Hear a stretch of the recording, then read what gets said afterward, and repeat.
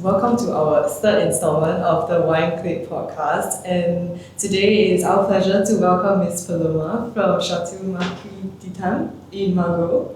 So as part of the family behind the distinguished estate, Paloma represents a new generation shaping its future. With a deep respect for the Chateau's long-standing heritage, she brings a thoughtful, modern perspective to Bordeaux winemaking, one that seeks to preserve its elegance while making it more relevant and accessible to today's audience. So I would like to ask you to maybe share a little bit more about your own background and also what brought you into the world of wine. Well, thank you for receiving me here today. I'm very happy to share a little bit more about Marquis de Terme and my history, apparently, with you today. So to answer your question, I think I was lucky enough to be born in a winemaker family. So when you grow up with this inherited, there is always a moment where you're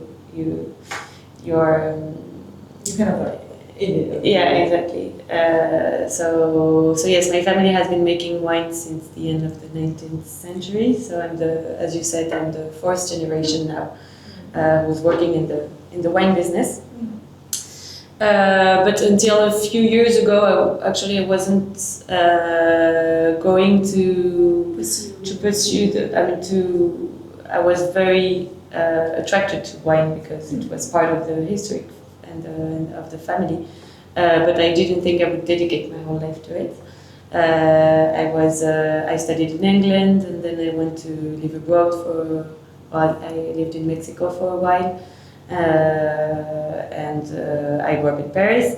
So anyway, I started working in a different field. I was working in social entrepreneurship. Oh, I see. And then COVID hit, and I had to go back to France. I was in Mexico at the time. I had to go back to France, and then I decided to go and spend time in the vineyards, and that's when I just had a clique, we say in France. And I realized that it was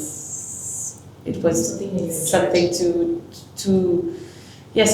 much. It was too much to just not go into it more. So and that I think maybe I realized the chance I had also to have such a strong yes, and the chance to pursue something. Exactly, and have a family history so dense. So I decided to dedicate my work life to the work and maybe my life in general, because it takes way more than work now, to this. And so I spent a lot of time in the vineyards. So we have vines in Bandol and in Bordeaux. So at first I was a little bit more in Bandol, and then more and more I spent more and more time in Bordeaux, where I went to the ISVV, which is a university in Bordeaux, and I spent a lot of time in the vineyard, and I learned like this, and I decided to dedicate my life to it. So that was about 5 years ago. Before this, you mentioned that you were pursuing entrepreneurship. Did you want to open your own company? No, I wasn't thinking in creating my own company. It was social entrepreneurship, so it was more working with social projects and helping those projects to grow and to pass through another category of a project, go through project to something a little bit bigger and increase their impact.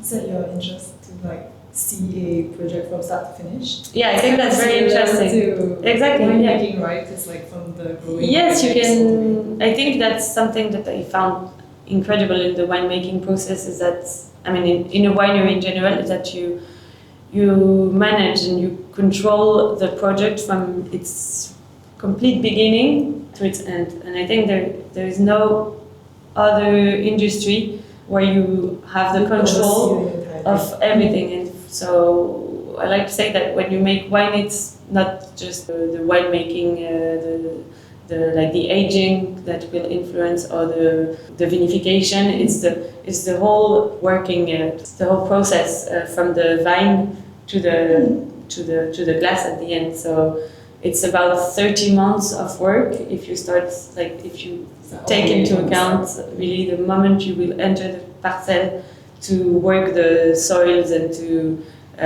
prepare the soils for the next vintage, to the moment you put the wine into the bottle, it's about 30 months of work.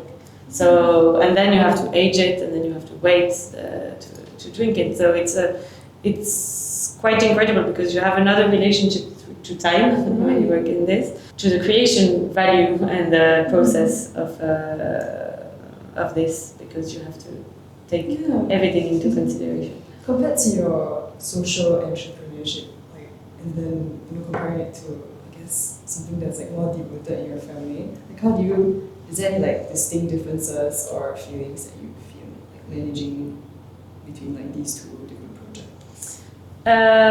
Well, I think I was very impacted by and attracted by the fact that in the wine industry you have a lot of different moments and a lot of different. Every single time. Yes, and you have very different type of work. So you have to work with the you have the viticulture and maintaining the terroir needs. Yes. And then you need to work the commercialization, you need to work the image, you need to work the people, like human resources. So it's very, very different what you have to do in a day or in a year. And I think that's something that makes it quite unique. And also working before in responsible entrepreneurship, I was working with with people very involved into their project, very passionate, and I can see that also in the wine industry. People are so passionate about what they do. They're very specialized. Everybody has its own specialty. So either it is the I don't know how you say in English, but the one who is doing agronomy, like studying the soils and all this. So you work with different people who are really digging into the specialty, and I think that's what I like. It's like working with people who are passionate, and that's something I really appreciated in the social entrepreneurship area, and that I found in the wine industry. So. Do you feel like being around people who are so passionate, like it definitely makes you want to put in a lot more effort as well and keep Yes, because you want to make them proud as well. I think that's a good driving factor. So, I actually didn't even ask you to share a little bit more about your family's history and also the kind of, the culture of Marquis de Terme. Could you explain a little bit? Yes, so to go back to the fundamentals, Marquis de Terme, so as you said, is a forest classified growth in Margaux. We have 45 hectares of vines and a blend very classical for the left bank with 60% of Cabernet Sauvignon, 35% of Merlot and 5% of Petit Verdot, which are Cabernet Sauvignon and Merlot are the two main varieties in Bordeaux, and there is in the left bank usually a dominant of Cabernet Sauvignon. So that's why I say that it's very classic, the percentage of each that we have in our wine. And we work, we have the Grand Cru, the Grand Cru Classé, where we more or less have the same percentage of varieties that we have in the vintage, so 60% Cabernet and the rest. And we have another cuvée that is called the cuvée 1762. That is a wine that we want a little bit more approachable and maybe a bit more easier to drink. Because in Marquis de Terme we are convinced that you have to preserve year after year the DNA of your wine and to have an identity that you will find vintage after vintage. And we want to ensure this with the Grand Cru Classé. So we are very traditional in the way we work. We are proud of making a wine that is very representative of Margaux's appellation. with Margot's terroir, and we say savoir-faire in France. Savoir-faire is like the knowledge of the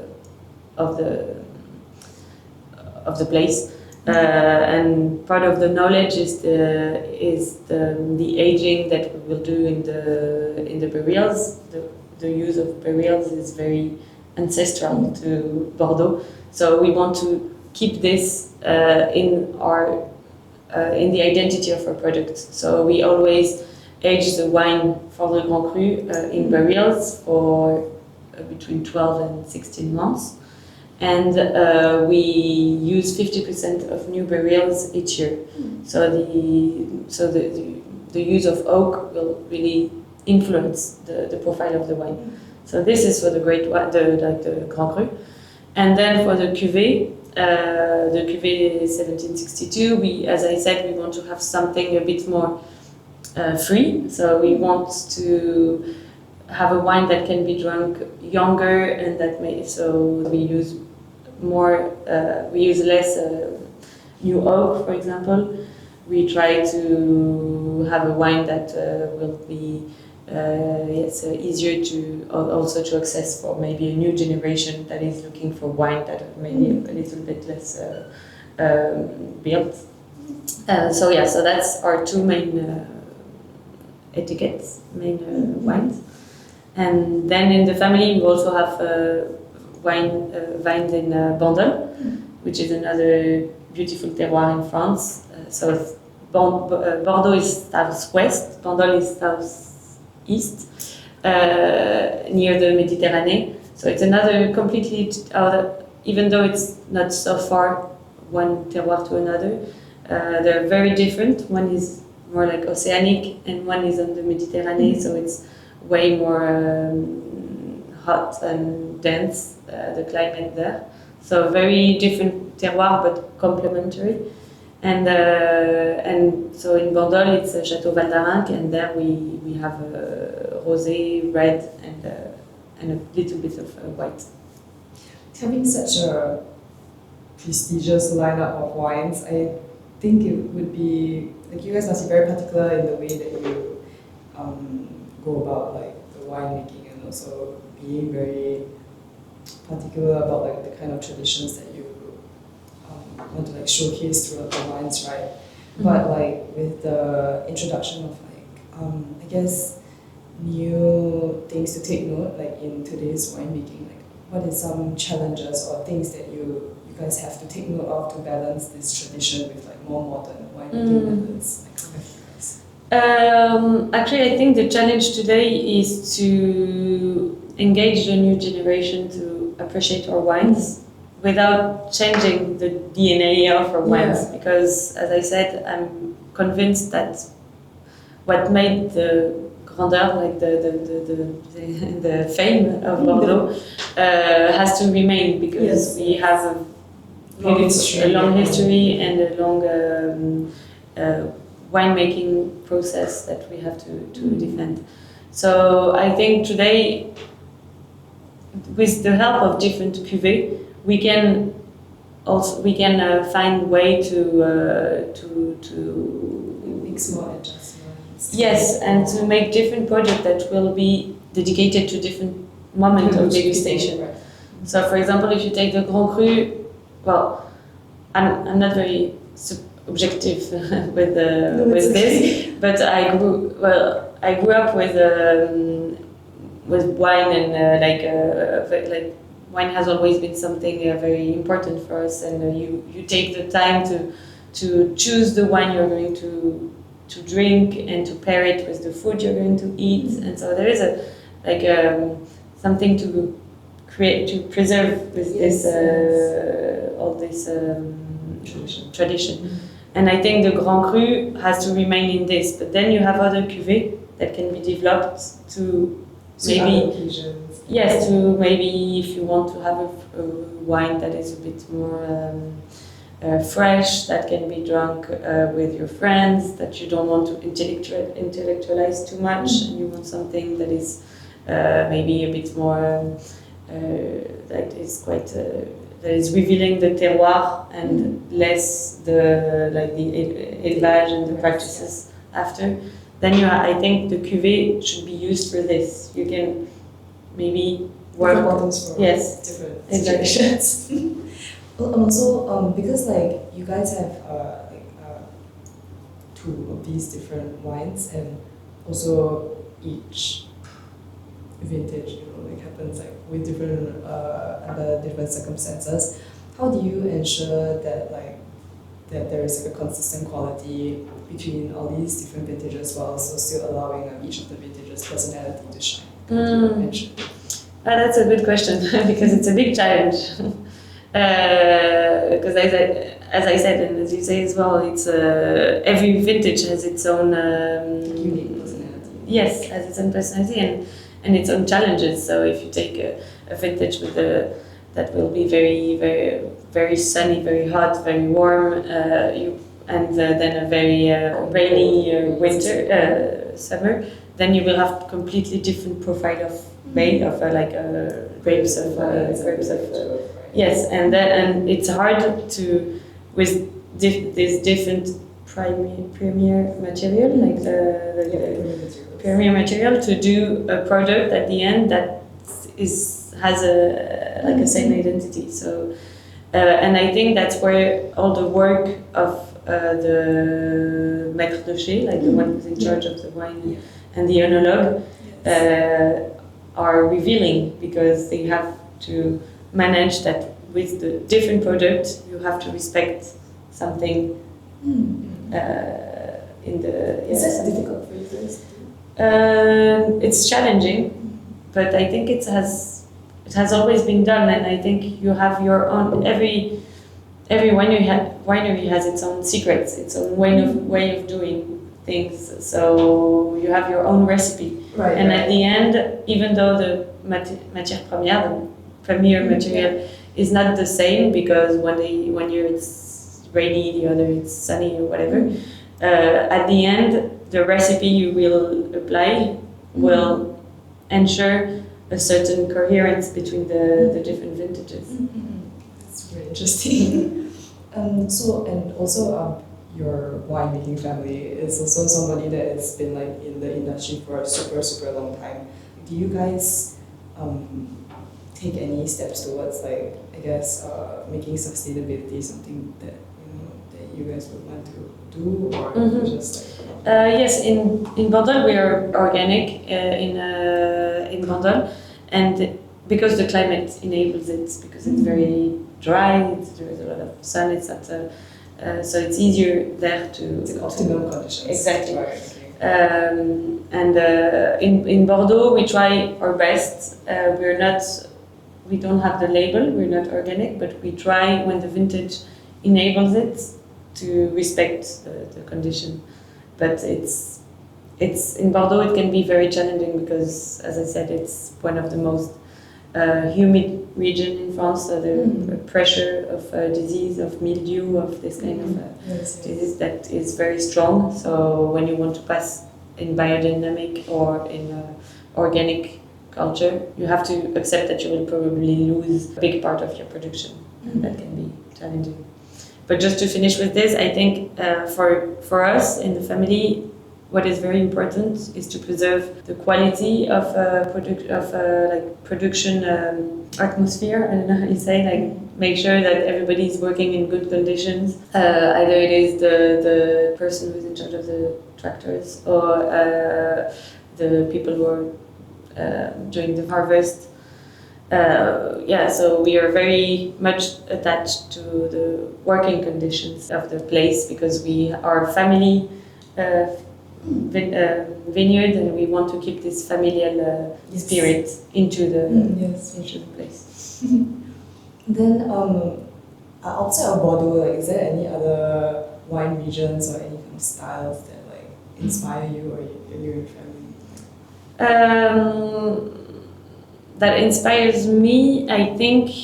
And do you guys take inspiration from other places? Of course. Well, first I like to taste wines from many all over the world. I focus, of course, a lot in France, but I I love wine in general. So as I said, I love pairing wine with moments, with food, so Bordeaux is not enough for this. Of course, you need to go to Burgundy. You need to go to. I love also Alsace, wine from Alsace. I love wines from Italy. So I like to taste wine from many different regions, and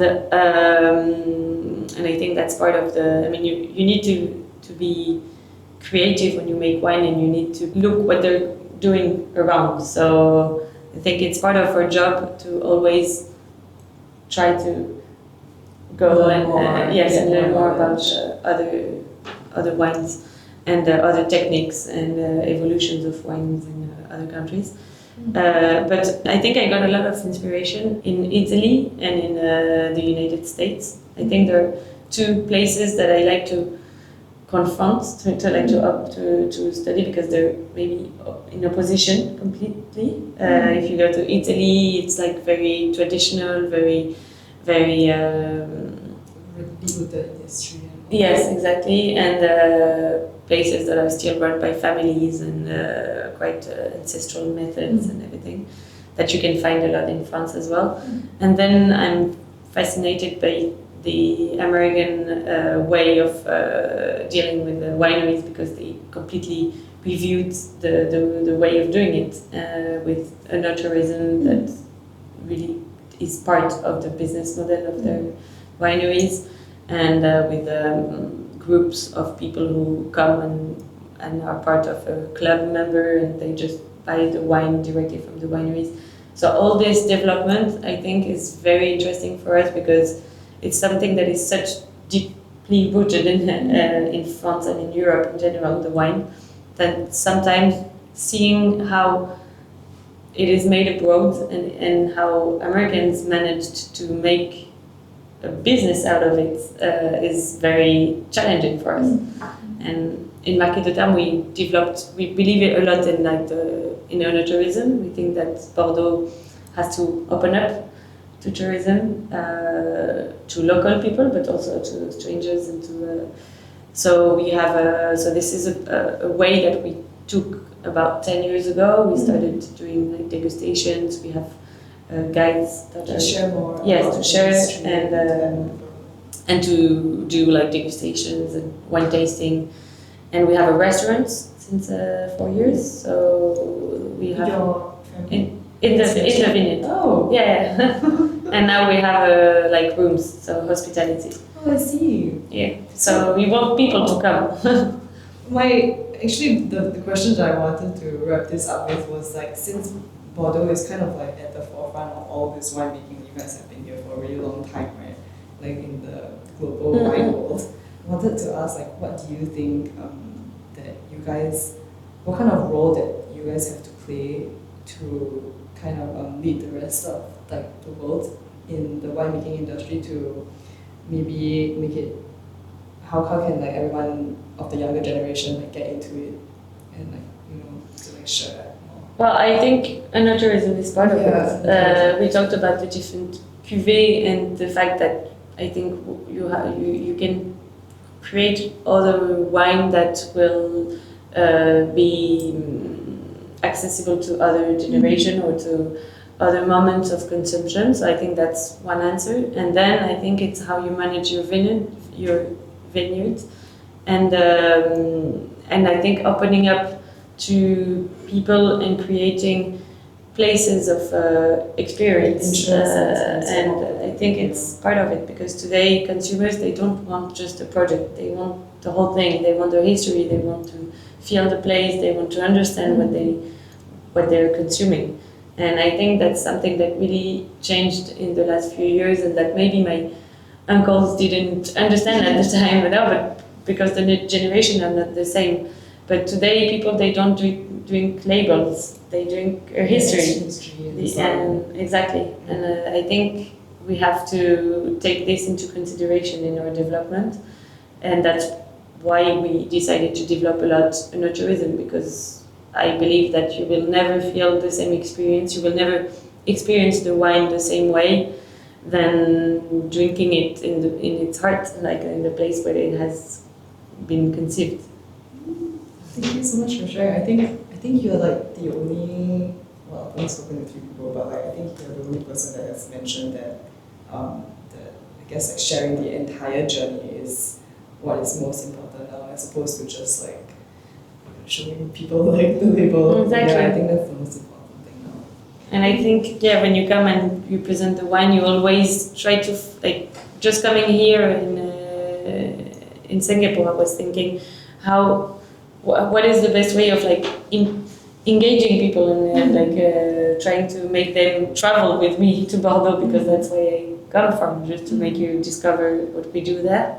And I think, well, the best answer will always be to come yourself and be really in the vineyard, and that's where everything happens. So since we have the bottle of wine, do you want to really share a few words on what that is? So this one is the vintage 2016. So the label changed in 2018. I think I have to put it like this. Right?